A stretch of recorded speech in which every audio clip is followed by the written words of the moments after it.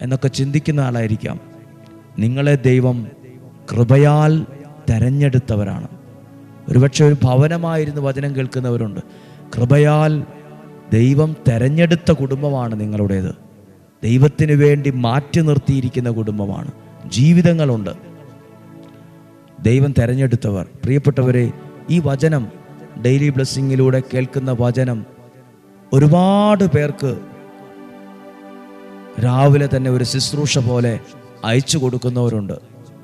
അയച്ചു കിട്ടിയില്ലേ അവർ ചോദിക്കും, എന്താ അയക്കാഞ്ഞത്? അവർക്ക് തന്നെ എടുത്ത് കണ്ടുകൂടെ? അല്ല, നിങ്ങളിലൂടെ കിട്ടുമ്പോൾ അതൊരു പ്രത്യേകതയാണ്. നിങ്ങൾ അയച്ചു തന്നില്ലല്ലോ.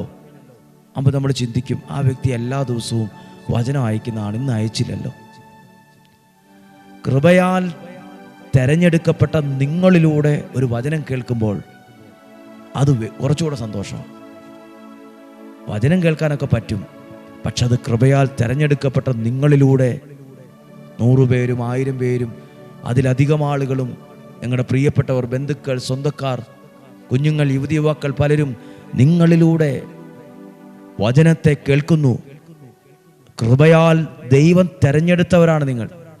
ദൈവം മാറ്റി നിർത്തിയവരാണ് നല്ല കാര്യങ്ങൾക്ക് വേണ്ടി. ഈ ലോകത്തെ വെളിച്ചമാക്കാൻ ദൈവം കൃപയാൽ തെരഞ്ഞെടുത്തവരാണ് നിങ്ങൾ. അങ്ങനെയുള്ളവർ ഈ കാലഘട്ടത്തിലും ഉണ്ടെന്ന്. നമ്മൾ ഓരോരുത്തരും ദൈവത്തിൻ്റെ ആ കൃപയിൽ നിൽക്കുന്നവരാണ്. ദൈവം നിങ്ങളെ സമർത്ഥമായിട്ട് അനുഗ്രഹിക്കട്ടെ. ഇന്നേ ദിവസം നിങ്ങൾ